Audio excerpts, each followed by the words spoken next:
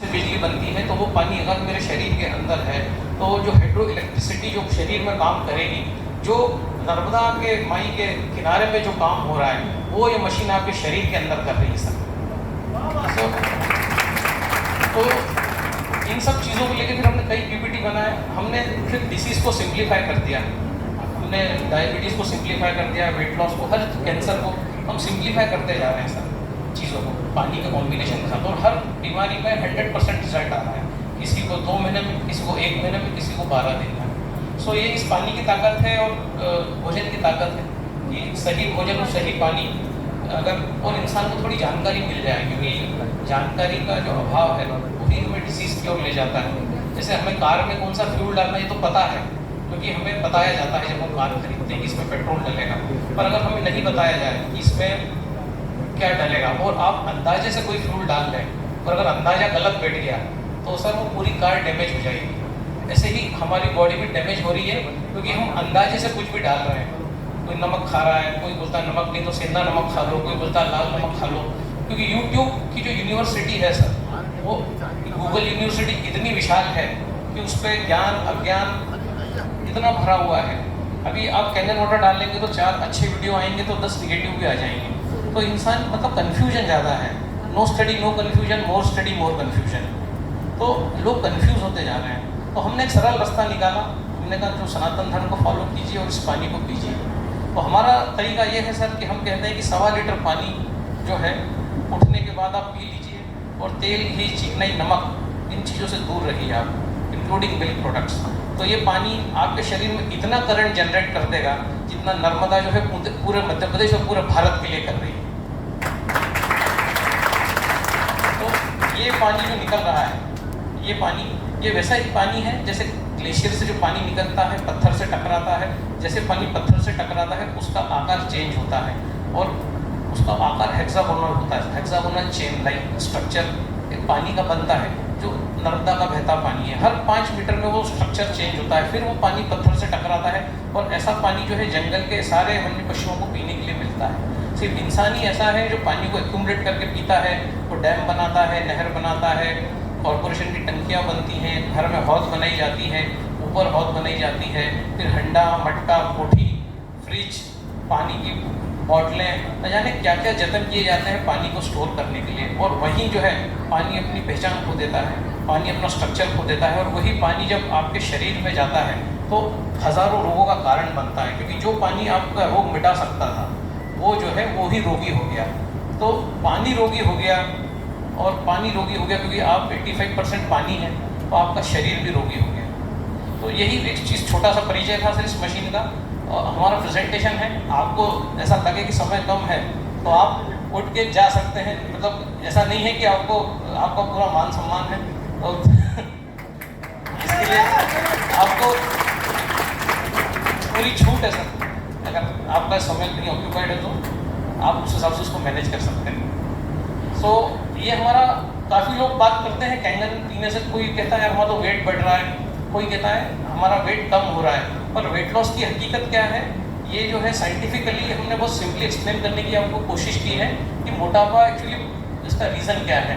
अगर योग की बात करें तो हम देखेंगे कि मोटापा, योग कहता है 4 कारणों से होता है। अगर आप खूब ज़्यादा खाते हैं, अगर आप अनहेल्दी खाते हैं, फ्राइड फूड, तला गला, बासी, आप तनाव में हैं, उसके बाद भी आप भोजन करते हैं, और लेस फिजिकल एक्टिविटी। मतलब आयुर्वेद तो कहता है कि हर 3 घंटे में एक बार व्यायाम होना चाहिए, हर 3 घंटे में कुछ न कुछ व्यायाम होना चाहिए। और अगर व्यायाम नहीं होता है तो आप उस दिन खाने के पात्र भी नहीं हैं, ऐसा आयुर्वेद कहता है। अगर आपने व्यायाम नहीं किया, मतलब हर 3 घंटे में एक बार कुछ न कुछ आपके मूवमेंट एक्टिविटी होना चाहिए, तभी आप भोजन पचाने के काबिल हैं या उस योग्य हैं कि आप थाली को टच करें। पर क्योंकि ऐसा होता नहीं है, इसलिए फिर मोटापा बढ़ता है। अब मॉडर्न साइंस क्या कहता है, मॉडर्न साइंस हमेशा कैलोरीज की बात करता है कि 2000 कैलोरी की एनर्जी चाहिए, कार्बोहाइड्रेट में 4 ग्राम, प्रोटीन में 4 ग्राम, फैट में 9 कैलोरी होती है ना, 1 ग्राम फैट में 9 कैलोरी होती है। बाकी अगर हम बात करें तो गाय घास खाती है। अब सनातन धर्म क्या बात करता है, गाय घास खाती है, घास में 0 कैलोरी होती है। गाय 14 लीटर दूध देती है, उसमें 20,000 कैलोरी होती है। अभी तक साइंस इस बात का पता नहीं लगा पाया कि how can output be greater than input. तो सनातन धर्म सिरे से खारिज करता है कैलोरी के सिद्धांत को, भारत खारिज करता है। और मॉडर्न मेडिसिन क्या कहती है, मॉडर्न साइंस कहता है कि आपको 2000 कैलोरी प्रतिदिन चाहिए, पर हिंदुस्तान इस बात को नहीं मानता, जो आयुर्वेद इस बात को नहीं मानता, पर मॉडर्न साइंस मानता है। इसलिए वो कहता है सुबह खाओ, दोपहर में खाओ, रात को खाओ। राम और कृष्ण ने अपने जीवन में कभी ब्रेकफास्ट नहीं किया, हमेशा भोजन किया है।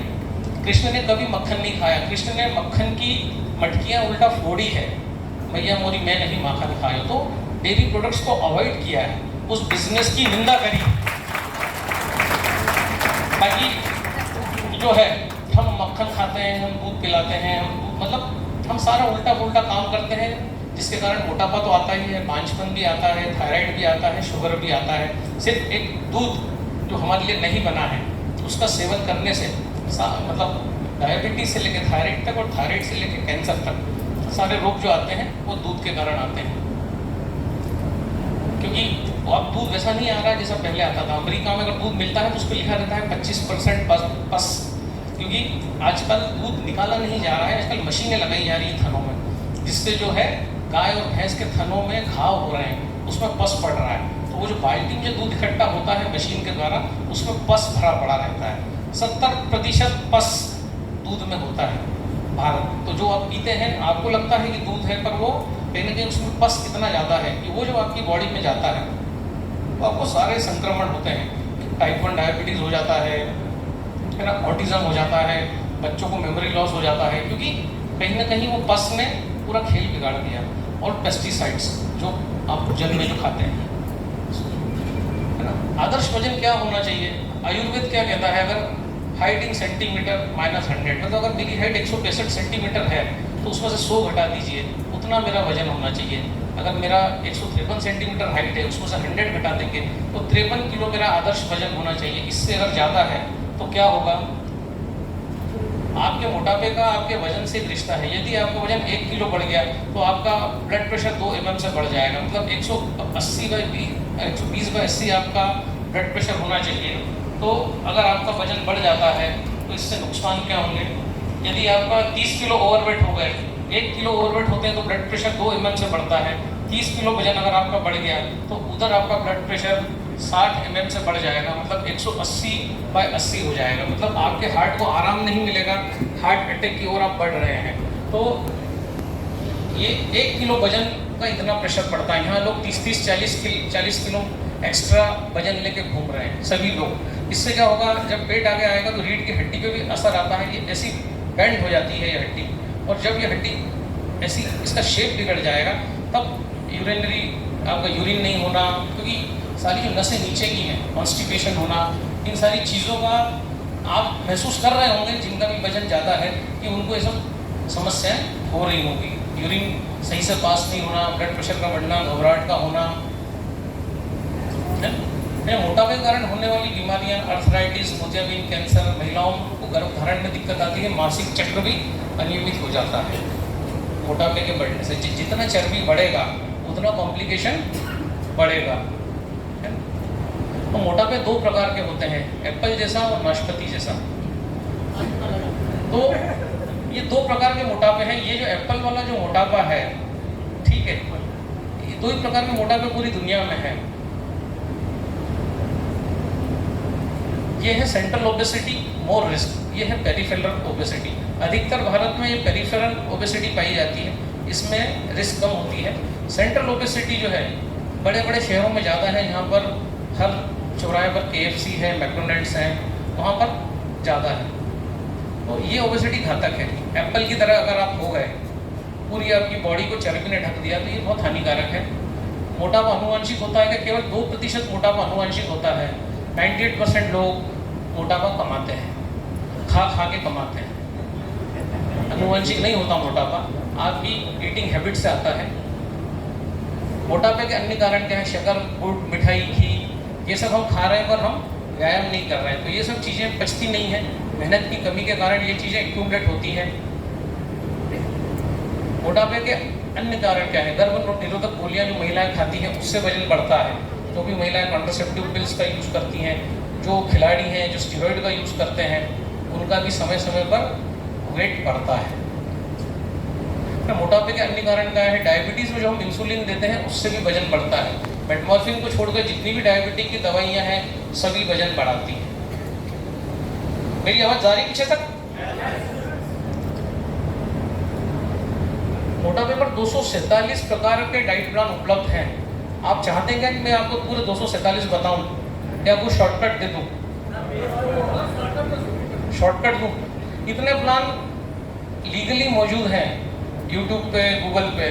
हर आदमी अलग अलग प्रकार से डाइट प्लान बताता है। मोटापे को कम करने का सबका अलग अलग फार्मूला है, पर सही फार्मूला क्या हम आज यहाँ देखेंगे कि प्रोटीन शेक असफल क्यों है। इतने ये बड़ी इंडस्ट्री है, हर्बल लाइफ जैसी इंडस्ट्री है जो 50-50 हज़ार के प्रोटीन शेक बेचती है, पर जब घर पे आमरस और पूड़ी बन जाती है ना, वहीं सब गड़बड़ हो जाती है।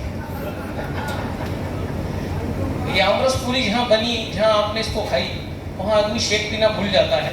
और ये जो इंडस्ट्री है इसी का मौका ढूंढती है कि कब आप आमरस पूरी खाते हैं। तो वो 5,000 की जगह आपको फिर 10-12 हज़ार के सप्लीमेंट दिए जाते हैं कि आप ये भी ले लो, ये भी ले लो, ऐड होता है। हमें थाली से कुछ ना कुछ घटाना था, पर हम थाली को भरते चले गए। हमको थाली को खाली करना था, और बात वही है, हम हर जगह भरे जा रहे हैं, हम कुछ खाली नहीं कर रहे हैं। हर जगह संग्रह की प्रवृत्ति जो है, यह सारे के सारे डाइट प्लान फेल क्यों हो जाते हैं? क्योंकि आपको लगता है कि आपका वजन कोई और आके कम करेगा, कोई और आएगा जो आपका वजन 2-4 किलो लेके चला जाएगा। आपको खुद को कुछ नहीं करना है, ऐसा जो लोग सोचते हैं उनका वजन बढ़ता जाता है ना। इसलिए वेट लॉस इंडस्ट्री आपकी जेब से पैसा निकालती है। जब तक आप स्वयं अपने वजन को घटाने की जवाबदारी नहीं लेते हैं, तब तक ये वेट लॉस इंडस्ट्री जो है, ये बहुत बड़ा इंडस्ट्री है, ये आपके जेब से पैसा निकालती रहेगी, है ना। अब मेडिकल साइंस में मोटापे का क्या इलाज है? इस प्रकार से पेट को काट दिया जाता है, बेरिएट्रिक सर्जरी की जाती है ना। इसमें लोगों की जान तक चली जाती है। इसमें पेट को काट के छोटे बच्चे की तरह किया जाता है। आधा गिलास पानी पिएंगे पेट भर जाएगा, एक रोटी से ज़्यादा आप खा नहीं सकते। तो आपकी भूख को जो है एक छोटे बच्चे की तरह कर दिया जाता है, स्टमक को। और ये इंदौर में होती है ये इस प्रकार की सर्जरी, और कई लोग अपनी जान इसमें गंवा चुके हैं। ये जानलेवा सर्जरीज होती हैं। कई बार लिपोसक्शन के माध्यम से भी जो है चर्बी निकाली जाती है। तो ये सब मॉडर्न साइंस की जुगाड़ है, पूरे वर्ल्ड में इस प्रकार की जुगाड़ चलती है। तो फिर वेट लॉस का सिद्धांत क्या है? अब यहाँ से हमारा पूरा थोड़ा सा ध्यान दीजिएगा कि वेट बढ़ेगा कैसे और वेट घटेगा कैसे। तो वेट लॉस का सिद्धांत क्या है? दिन में केवल 2 बार भोजन लेना है। अब इस पर हम और डेप्थ में जाएंगे। 2 बार के भोजन में 8 घंटे का अंतराल जरूरी है। अगर सुबह हम 9 बजे भोजन लेते हैं तो शाम का भोजन 5 बजे होना चाहिए। इस बीच कुछ नहीं होना चाहिए। अगर होगा तो कैंगन पानी होगा। अगर इस प्रकार से हम करते हैं, ऐसा क्यों करना है, इस पर हम जो है डेप्थ में बात करेंगे। इसके पीछे साइंस क्या है, आयुर्वेद इसके पीछे क्या बात करता है ना। सिद्धांत क्या कहता है? शरीर में इंसुलिन जितना बढ़ेगा उतना मोटापा बढ़ेगा। जितनी बार खाओगे उतनी बार इंसुलिन शरीर में बनेगा। शरीर में इंसुलिन जितना बढ़ेगा उतना मोटापा बढ़ेगा। और इंसुलिन कितना बढ़ेगा? जितनी बार आपने थोड़ा सा चाय पी लिया, इंसुलिन सीक्रेट होगा। आप मंदिर में चले गए, प्रसाद खा लिया, चिरौंजी दाना खा लिया, इंसुलिन सीक्रेट होगा। जितनी बार आपका मुंह छूटा होगा उतनी बार जो है इंसुलिन बॉडी सीक्रेट करेगी। तो कहने का मतलब ये नहीं कि आपने कितना खाया है। अगर आप यहाँ से घर जाते हैं, 5 हनुमान मंदिर लगते हैं, 5 जगह आपने थोड़ा थोड़ा खा लिया, तो 5 बार इंसुलिन सीक्रेट होगा। तो जितनी बार इंसुलिन सीक्रेट होगा उतना शरीर में मोटापा बढ़ेगा। तो कहने का मतलब क्या है? मोटापा कम खाने से नहीं होता है कंट्रोल। मोटापा ज़्यादा खाओ, ज़्यादा बार खाने से जो है मोटापा होता है। कम खाने से नहीं होगा कि मैंने तो एक ही रोटी खाई। अगर एक रोटी आपने 5 बार खाई तो 5 बार इंसुलिन सीक्रेट होगा। ठीक है, ये पुराना सिद्धांत है। खून में इंसुलिन की मात्रा बढ़ने से हम मोटे होते हैं, इसी वजह से डायबिटीज़ होता है। इंसुलिन 2 प्रकार से तैयार होता है। 24 घंटे तैयार होने वाले इंसुलिन को बेसलाइन सिक्रीशन कहते हैं। हर इंसान जो यहाँ बैठा है उसकी बॉडी में इंसुलिन सीक्रेट होता है और इसको आप रोक नहीं सकते। 18 से 32 यूनिट इंसुलिन सभी की बॉडी सीक्रेट करती है। इसको कोई भी रोक नहीं सकता दुनिया में, कोई औषधि इसको रोक नहीं सकती, है ना। खाने की वजह से बनने वाला इंसुलिन अपेक्षा है कि हम 18 से 32 यूनिट तैयार करें। खाना खाते हैं तुरंत इंसुलिन तैयार होता है। आयुर्वेद कहता है एक बार खाना खाओ, 48 मिनट में कंप्लीट कर दो। क्योंकि अगर आपने 48 मिनट में खाना नहीं खाया तो जैसे ही आप खाना खाने बैठते हो 55 मिनट में बॉडी इंसुलिन को थ्रो कर देगी। अगर आप 1 घंटा खाते हो तो 2 बार इंसुलिन सीक्रेट हो जाएगा। इसलिए 48 मिनट में खाना फिनिश करने के लिए कहा जाता है। गीता का पूरा ज्ञान भी जो अर्जुन को दिया गया वो भी 48 मिनट में ही पूरी गीता कृष्ण ने कही है, ठीक है। और वो गीता KFC पे या मैकडोनल्ड्स पे नहीं कही गई, ठीक है। वो गीता रणभूमि में कही गई है। उसमें भी गीता में 17वें अध्याय में कृष्ण ने भोजन के बारे में काफ़ी बातें करी हैं। भोजन सत्व रजस तमस को पूरा बताया है गीता में कि कैसा भोजन होना चाहिए। पर उस समय क्या है कि कृष्ण इंसुलिन के बारे में जानते नहीं होंगे, ठीक है। मेडिकल साइंस में खोज करी ना, क्योंकि वहाँ तो हम यहाँ तो भारत में हम चक्रों की बात कर रहे हैं, इंसुलिन से बहुत ज़्यादा गहरी बात कर रहे हैं, चक्रों के द्वारा पूरे शरीर को ठीक करने की बात कर रहे हैं मन के द्वारा। तो इसलिए कृष्ण ने इंसुलिन की बात नहीं करी गीता में, क्योंकि इंसुलिन गीता के लिए बहुत छोटा सा एक शब्द, एक छोटा सा हार्मोन है जो बॉडी सीक्रेट करती है। वहाँ तो पूरा मन और बुद्धि की बात करी गई है, प्रज्ञ होने की बात की गई है, तितिक्षा की बात की गई है, युद्धस्व की बात की गई है। तो ये जो छोटी जो बात है, पर क्योंकि हमने गीता पढ़ी पर समझी नहीं, जैसे कबीरदास जी कहते हैं ना कि समझ के पढ़े हो कि पढ़ के समझे हो, दोनों में अंतर आ जाता है। हमने किसी चीज़ को समझ के पढ़ा है या पढ़ के समझा है।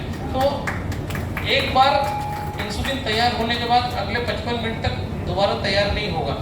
मतलब एक बार आपने खाना खाया 45 मिनट में, 55 मिनट में इंसुलिन छूट गया, उसके बाद इंसुलिन अगले 55 मिनट तैयार नहीं होगा। जब आप खाना खाओगे उसके बाद 55 मिनट्स में फिर तैयार होगा, ठीक है। नेक्स्ट, इंसुलिन क्या है? इंसुलिन एक रासायनिक पदार्थ है, एक हार्मोन जिसका निर्माण पैंक्रियास करता है।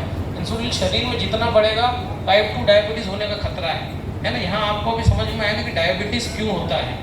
डायबिटीज़ इंसुलिन की कमी से नहीं हो रहा है, इंसुलिन के रेजिस्टेंस से हो रहा है। इंसुलिन जितना बढ़ेगा उतना इंसान को डायबिटीज़ होने का खतरा ज़्यादा है। इंसुलिन एक बहुत ही पावरफुल प्लेयर है वेट लॉस में। तो यहाँ से आपको डायबिटीज़ की भी सारी थ्योरियाँ जो है गलत साबित होंगी कि इंसुलिन जो है कम होने से डायबिटीज़ नहीं हो रहा है, इंसुलिन शरीर में अधिक हो गया है। इस कारण से जो है इंसुलिन रेसिस्टेंस डायबिटीज़ भारत में होता है। आपके पैंक्रियास 24 घंटे में थोड़ा थोड़ा इंसुलिन दिन भर में निकालते हैं, जिसको बेसलाइन सिक्रीशन कहते हैं। 18 से 32 यूनिट उसकी रेंज है। यह इंसुलिन बंद करना आपके हाथ में नहीं है, क्योंकि ये जिंदा रहने के लिए आवश्यक है। तो ये इंसुलिन तो दिन भर सीक्रेट होगा 18 से 32 यूनिट। जब भी आप खाना खाओगे एक विशिष्ट मात्रा में इंसुलिन आप निर्माण करोगे। मेरी मुट्ठी अलग है, आपकी अलग है, आपकी अलग है।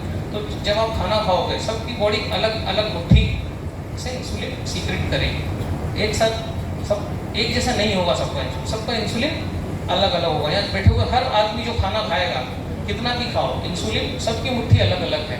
पर जब भी आप खाओगे एक विशिष्ट मात्रा में इंसुलिन आप निर्माण करोगे। सुबह आपने चाय पी, फिर आपने पोहे खाए, फिर 2 घंटे बाद ब्रेड आई आपने खाई, 3-4 बार अगर आपने खा लिया, पर अगर वो 48 मिनट में ही खाया है तो एक बार इंसुलिन सीक्रेट होगा।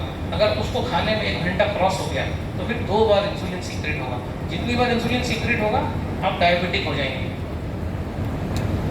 प्रत्येक इंसान का एक मेजर है, कोई 2 यूनिट तो कोई 4 यूनिट इंसुलिन बनाएगा। जैसे हर इंसान की मुट्ठी अलग अलग है। एक चपाती खाई या 4 चपाती खाई कोई फर्क नहीं पड़ेगा, ठीक है। चपाती कितनी खा रहे इससे फर्क नहीं पड़ेगा, कितनी बार खाई। अगर हर 2-2 घंटे में आप कुछ खाते हैं उससे फर्क पड़ेगा।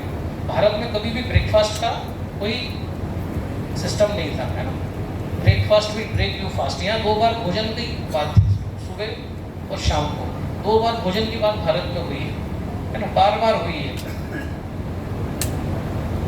आयुर्वेद कहता है 48 मिनट में आपका खाना खत्म हो जाना चाहिए। जैसे ही आप खाना शुरू करते हैं उसके 55 मिनट के भीतर इंसुलिन रिलीज हो जाएगा। तो आपका खाना किसी भी सूरत में 48 मिनट में ख़त्म हो जाना चाहिए। अगर आप व्हाट्सअप कर रहे हैं, अगर आप फ़ोन कर रहे हैं, अगर आपने ये टाइम पूरा बिता दिया तो 48 मिनट स्किप हो गया टाइम तो इंसुलिन सीक्रेट हो जाएगा। और ऐसा रोज़ आप करते हैं, बार करते हैं, तो आप डायबिटीज़ की ओर जा रहे हैं। तो खाना बहुत फास्ट ख़त्म होना चाहिए जो भी आप खाते हैं, चबा के। योग तो कहता है कि 24 कोर बहुत है। 24 कोर अगर आप खाते हैं तो आपका दिन भर का काम हो गया। ओनली 24 कोर खाने के लिए कहा गया है योगियों को। पर क्योंकि आप गृहस्थ हैं तो आप 2 बार भोजन करते हैं 24। और कई लोग 3 बार कर रहे हैं, 4 बार कर रहे हैं, 5 बार कर रहे हैं। तो ये जो है ये मोटापे के कारण है। जितनी बार भोजन करेंगे इंसुलिन सीक्रेट होगा। आपके पैंक्रियास से 24 घंटे थोड़ा इंसुलिन दिन भर में निकलता रहता है। इसको बेसलाइन कहते हैं ना। बेसलाइन सिक्रेशन को साथ आप कोई छेड़छाड़ नहीं कर सकते, ठीक है। खून में यदि इंसुलिन की लेवल बढ़ गई तो क्या होगा, हाइपर इंसुलिनीमिया हो जाएगा। फिर ये सब बीमारियां चालू हो जाएंगी, high blood pressure, diabetes, atherosclerosis, heart attack, cholesterol, ना इंसुलिन के बढ़ने से शरीर को भयंकर नुकसान होता है। आप समझ लीजिए, बार बार खाने से आपकी बॉडी डैमेज होती है, बनती नहीं है। ठीक है, क्योंकि रामचरितमानस कहता है भोजन में शक्ति नहीं है, भोजन को पचाने में शक्ति लगती है, स्लीप में चार्जिंग है। जितना आप नींद लेंगे, नींद से आपकी बॉडी चार्ज होती है, ना कि भोजन से चार्ज होती है। भोजन में शक्ति नहीं है, ये डॉक्यूमेंटेड है रामचरितमानस में। ठीक है, इंसुलिन बढ़ने से शरीर को नुकसान होगा और सबसे खास बात इंसुलिन रेजिस्टेंस डायबिटीज हो जाएगी। यहाँ पर अधिकतर लोगों को वही है, इंसुलिन बार बार खाने से बढ़ रहा है। ठीक है, बार बार रिलीज हो रहा है खून में। यदि इंसुलिन का बढ़ गया तो क्या होगा? अत्यधिक बढ़ा हुआ इंसुलिन आपके शरीर के सेल्स बर्दाश्त नहीं कर पाते और उनके दरवाजे खराब हो जाते हैं। इंसुलिन का काम क्या है? सेल का दरवाजा खोलना, उसमें ग्लूकोज को डालना, वो दरवाजा बंद हो जाएगा। अगर वो दरवाजा खुलेगा ही नहीं, इंसुलिन उसको खोल ही नहीं पाएगा, क्योंकि आपने इतना ज़्यादा चर्बी, तेल की चिकनाई, फास्ट फूड खाया है।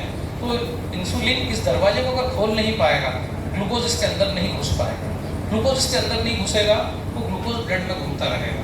ठीक है, तो खून में इंसुलिन भी घूमता रहेगा, क्योंकि जो इंसुलिन दरवाजा नहीं खोल पाया वो भी ब्लड में घूमेगा। इससे क्या पैंक्रियास को निर्देश जाएगा कि भाई इंसुलिन बनाना बंद कर दो, ऑलरेडी ब्लड में बहुत सारा इंसुलिन हो गया है ना। डॉक्टर आपको उसी के लिए गोली लिख देता है। तो चक्कर क्या था? बार बार खाना बंद करना था, 2 बार मुंह झूठा करना था, तो डायबिटीज ऑटोमेटिक ही ठीक हो जाती है ना। भारत में 18 प्रकार के प्रमेय बताए गए हैं, उसमें से 16 क्यूरेबल हैं 100%। सिर्फ 2 प्रमेय जो है वो क्यूरेबल नहीं है, बाकी 16 क्यूरेबल है। खून में यदि इंसुलिन का लेवल बढ़ गया तो क्या होगा? हमारे शरीर में केवल ब्रेन सेल्स ग्लूकोज को पसंद करते हैं, क्योंकि मैंने सबसे पहली स्लाइड में बताया था कि फैट में नो कैलोरी होती है। तो हमारा शरीर भी फैट को बर्न करना पसंद करता है। हमारा शरीर कभी भी ग्लूकोज को बर्न करना पसंद नहीं करता, पर क्योंकि आप बार बार खाते हैं, बार बार ग्लूकोज का निर्माण होता है, तो शरीर को मजबूरी में ग्लूकोज का इस्तेमाल करना पड़ता है। शरीर कभी भी नहीं चाहता कि वो ग्लूकोज का इस्तेमाल करे, सिर्फ ब्रेन आपका ग्लूकोज के सेल पसंद करता है, बाकी पूरी बॉडी फैट को जलाना पसंद करती है। क्योंकि एक फैट में 9 ग्राम कैलोरी होती है, तो ग्लूकोज को क्यों जलाएगी? फैट से जब उसको ज़्यादा कैलोरी मिल रही है, तो वो ग्लूकोज को बर्न नहीं करेगी। ये इसका मतलब क्या है? 65 किलो के आदमी में 13 किलो फैट होता है, मतलब 1,20,000 कैलोरी।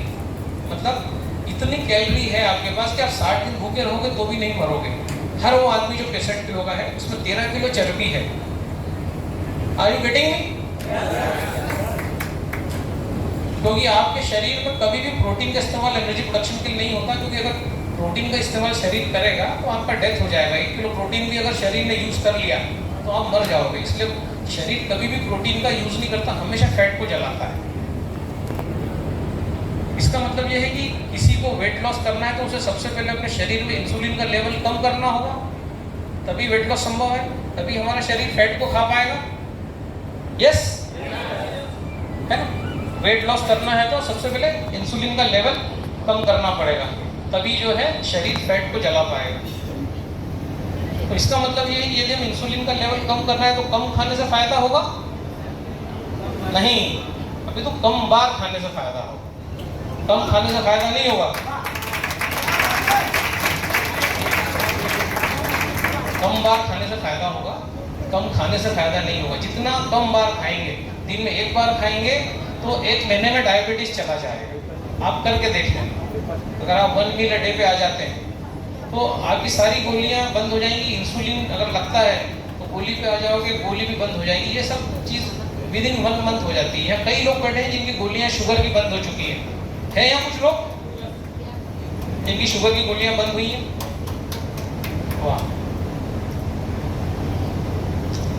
इस प्रकार के प्राचीन भारतीय अनाज थे जो जिन पर प्रधानमंत्री बात कर रहे हैं। कोदो, कंगनी, हरी कंगनी, छावा, जिसको आप बोलचाल की भाषा में मूर्धन कहते हो, इस प्रकार के अनाज भारत में खाए जाते थे, पर अब ये विलुप्त हो गए। इसका रिप्लेसमेंट जो है गेहूं और चावल ने ले लिया। अगर इस प्रकार के अनाज खाए जाते हैं तो इस पर भी बहुत बड़ा रिसर्च भारत में हुआ है। भारत से अब ये अनाज अमेरिका में एक्सपोर्ट हो रहे हैं। ये वो अनाज है जिनसे किसी भी प्रकार की बीमारी को रिवर्स किया जा सकता है। इनको पॉजिटिव ग्रेन्स, श्री धान्य भी कहते हैं। चावल और गेहूं को निगेटिव ग्रेन्स कहा जाता है। ज्वार और बाजरा को न्यूट्रल कहा जाता है। मतलब अगर आप ज्वार और बाजरा खाते हैं तो आपकी बीमारी रिवर्स नहीं होगी, बस वहीं रुकी रहेगी। ताकि अगर आप ये वाले अनाज खाते हैं तो आपकी पूरी बीमारी रिवर्स हो जाएगी। पर इनको क्यों नहीं बनाते हम? क्योंकि इनको 6 से 8 घंटे गलाना पड़ता है। तो क्योंकि वुमन भी वर्किंग है ना, जेंट्स भी वर्किंग है, तो इसको अगर 9 बजे खाना है तो इसको सुबह 4 बजे उठ के गलाना पड़ेगा या रात को गलाना पड़ेगा। इतनी मेहनत हम करना एक्चुअली भूल गए हैं। इसलिए हम क्या करते हैं कि इंस्टेंट आटा ले लिया, उसमें पानी डाल दिया, उसका आपने डो बना लिया, उसके बाद इमीडिएट उसकी रोटी बन जाती है, इमीडिएट हम इंस्टेंट उसको खाते हैं। चावल में भी ऐसे ही होता है, एक सीटी में पक जाता है। ये नहीं पकेगा, ये एंटीऑक्सीडेंट रिलीज ही तब करेगा जब ये 6 घंटे पानी में डूबा रहेगा, उसके पहले काम नहीं करेगा। इसलिए ये भारत से विलुप्त हो गया धीरे धीरे धीरे धीरे धीरे। देखो ये भारत में इसी प्रकार का अनाज खाया जाता है। अब इसमें कैंगन वाटर का रोल इसमें क्या है? कैंगन वाटर एक स्ट्रेटेजिक एंटीऑक्सीडेंट है। इसमें हाइड्रोजन गैस भरी पड़ी है। हाइड्रोजन गैस मतलब क्या है? सन इज ऑल्सो हाइड्रोजन। 80% जो है सूरज is hydrogen, sun is hydrogen, 20% helium. तो ये इन रिसेप्टर्स की मरम्मत कर देगा। आप इंसुलिन रिसेप्टर्स, आपके जो बैड फ्री रेडिकल्स हैं उनको ये बाथरूम में कन्वर्ट करके निकाल देगा। गुड फ्री रेडिकल्स को बचा के रखेगा, गुड फ्री रेडिकल्स को नहीं छेड़ेगा। तो OH फ्री रेडिकल जो सबसे खतरनाक है शरीर के लिए, उनके पानी में रूपांतरित होकर यूरिन से बाहर निकाल देगा। तो इसलिए यहाँ कैंगन का रोल आता है। जो दरवाजों की रिपेयरिंग की जो बात है वो एंटीऑक्सीडेंट से होगी। तो कैंगन के साथ हम जब भी हरी सब्जियाँ, सलाद इस प्रकार का भोजन लेंगे तो ये सारे न्यूट्रिशन को उसमें पहुँचा देगा। जो साधारण पानी क्योंकि मोटा है, कैंगन पानी साधारण पानी से 600 से 700 गुना पतला है। नर्मदा का पानी जो हम देते हैं उसका जो ORP जो आता है, ऑक्सीडेशन रिडक्शन पोटेंशियल, वो 200 के आसपास आता है, और हमारे इंदौर में जो TDS होता है वो 130 के आसपास होता है। अब ORP मतलब पानी की मोटाई, पानी कितना मोटा है। तो कैंगन को जब नर्मदा का पानी दिया जाता है तब कैंगन उस पानी को ब्रेकअप कर देता है, और ब्रेकअप करने से क्या होता है? पानी पतला हो जाता है। उसको जापान कहता है ERW, इलेक्ट्रिकली रिड्यूस्ड वाटर, जो हम पी रहे हैं। It is negative water, electrically reduced water, charge water, electron donor water. तो हमारे हार्ट को जो इलेक्ट्रॉन्स चाहिए वो जो है ये कैंगन मशीन के थ्रू निकला हुआ पानी देता है। और ये पानी 22 से 24 घंटे तक पतला माइनस में ही रहता है, इलेक्ट्रॉन डोनर ही रहता है। धीरे धीरे जो है ये पॉजिटिव की ओर आता है और जैसा था वैसा हो जाता है। बिकॉज ये परमानेंट एंटीऑक्सीडेंट नहीं, ये स्ट्रेटेजिक एंटीऑक्सीडेंट है। तो इसको कंज्यूम जितनी जल्दी करेंगे उतना ये जल्दी काम करेगा बॉडी। साधारण पानी से 600 गुना पतला है। विटामिन और मिनरल आसानी से सेल तक पहुंचा देगा। अभी क्या हो रहा है कि विटामिन और मिनरल नहीं पहुंच रहे हैं। कैंगन पानी जब पतला पानी जब जाएगा मिनरल्स के साथ तो ये सारे विटामिन और मिनरल शरीर में चले जाएंगे। What is the difference between Kangen water? Kangen water 7 pH का, नर्मदा का पानी हमने देखा 6.99, 6.5 न्यूट्रल होता है। पर कोई भी चीज़ जो 6.9 भी अगर हम लेते हैं तो हमारे ब्लड का pH 7.4 है। तो हमें स्लाइटली अल्कलाइन पानी चाहिए, जो ब्लू वाटर जिसको हम कहते हैं, स्लाइटली ब्लू वाटर, तभी जो है हमारे नए सेल्स का निर्माण हो पाएगा। तो ये जो पानी हम पी रहे हैं अभी, ये पानी है आपका 6.5 pH, 6.2 pH ये पानी है। तो ये इलेक्ट्रिसिटी के माध्यम से वही पानी जो है 9.5 pH में कन्वर्ट हो जाएगा। तो वही पानी जो 7 pH का था जब वो 9.5 हो जाएगा तो 1000 गुना पावरफुल हो जाएगा। इसमें दूसरी व्यवस्था भी है, हम 11.5 pH का पानी भी निकाल सकते हैं। वो पानी सामान्य पानी से 1 लाख गुना पावरफुल है। तो इस पानी से एनीमा देने की व्यवस्था हम करते हैं कि जो आपका जो पुरानी क्रिया है जिसको आयुर्वेद में बस्ती कहा गया है कि गुदामार्ग से जो है ये 11.5 pH का पानी छोड़ते हैं, जिससे जो भी सॉलिड उसमें जमा है हमारी बड़ी आंत में, ये सारा कचरा जो पिघल के निकल जाता है। तो सामान्य पानी नहीं निकाल सकता। जो तेल घी जितना जो बड़ी आंत में जमी पड़ी है, बड़ी आंत में 76 पॉइंट रहते हैं और इन 76 पॉइंट पे परत दर परत मल जमता जाता है, लैट्रिन जमती जाती है। कि जो दाल भात रोटी सब्जी, तेल घी, चिकनाई, दूध, दही, मक्खन, जो भी आपकी मनोकामना मनोवांछित भोजन है आपका जो आपने खाया है, वो सारा बड़ी आंत में जाके फंसता है, निकलता नहीं है। तो 11.5 pH का एनिमा लेने से वो सारा कचरा जो है वो निकलने लग जाता है, और ये कचरा जब निकलता है तो आप स्वस्थ होने लगते हो। ठीक है। अब 11.5 pH का पानी और क्या क्या करता है? शुगर डिस्ट्रॉयर है। अगर किसी को चावल और आलू खाना है इस पानी में डिप करके रखो तो स्टार्च पूरा निकाल लेगा, ठीक है। फल अगर आप 1 घंटा रख दोगे तो भी निकाल लेगा स्टार्च। तो 11.5 पीए का पानी शुगर डिस्ट्रॉयर है। जिसको भी ब्लॉकेज है, डॉक्टर ने बाईपास का बोला है ना, ये प्रयोग हमारा काफ़ी पूरे इंडिया में पॉपुलर हो रहा है। इमली को कैंगन पानी 11.5 में गला के उसको अगले दिन उसको सेवन करना है। एक तो एनिमा लेने का हमने बताया, एक ब्लॉकेज में हमने ये बताया है। इससे 12-15 दिन में ट्राइग्लिसराइड आधा हो रहा है, चिकनाई निकल रही है।